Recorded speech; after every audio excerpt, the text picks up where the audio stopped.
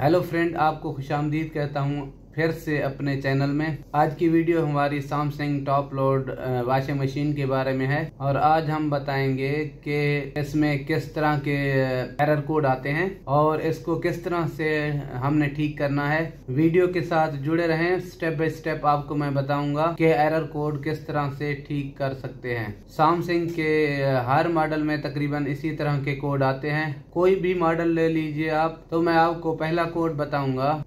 चलते हैं अभी वॉशिंग मशीन की तरफ और देखते हैं। सबसे पहला कोड है 4E। इसके बारे में हम बात करेंगे। 4E का मतलब है जो आपने वाटर लेवल सिलेक्ट किया है वो सही से वहां तक नहीं भर रहा, उसकी वजह से 4E एरर आ रहा है। ये आपके सामने डिटर्जेंट बॉक्स है। इसमें आप देखें अगर थोड़ा थोड़ा पानी आ रहा है तो इसको सफाई करना पड़ेगा, तो इसकी वजह से भी 4E।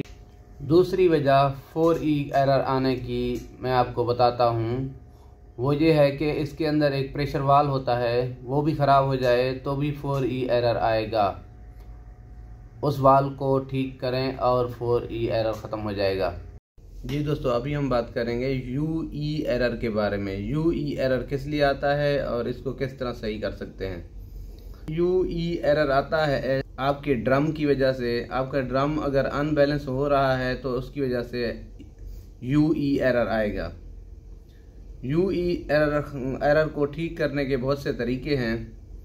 पहला तरीका कि आपने जो कपड़े डाले हैं वो अगर सही तरीके से आपने कपड़े नहीं डाले और एक साइड पर हैं तो भी UE एरर आएगा। तीसरा प्रॉब्लम इसमें ये आता है कि आपकी वॉशिंग मशीन के नीचे 3 स्प्रिंग होते हैं। अगर उनमें से एक भी ख़राब हो जाए या टूट जाए या कमज़ोर हो जाए तो भी आपको UE एरर आएगा। उनको ठीक करने के लिए या तो उनको नया डालें या रिपेयर करें तो आपका ये एरर ख़त्म हो जाएगा। तो अगला कोड है हमारा 5E कोड किस लिए आता है और इसको किस तरह सही कर सकते हैं, इसके बारे में हम बात करेंगे। अगर आपकी वॉशिंग मशीन का पानी बाहर नहीं जा रहा तो आपको 5E कोड एरर आएगा। 5E एरर को ठीक करने के लिए हम देखेंगे कि हमें क्या करना पड़ेगा। 5E एरर को ठीक करने के लिए आपको वॉशिंग मशीन के नीचे जाना पड़ेगा और पानी वाले वाल्व को चेक करना पड़ेगा। अगर उसमें कचरा है तो सफाई कर दें, अगर ख़राब है तो नया डालना पड़ेगा, जो मार्केट से आसानी से मिल जाता है। इसको नया डालने से आपका ये एरर भी ख़त्म हो जाएगा।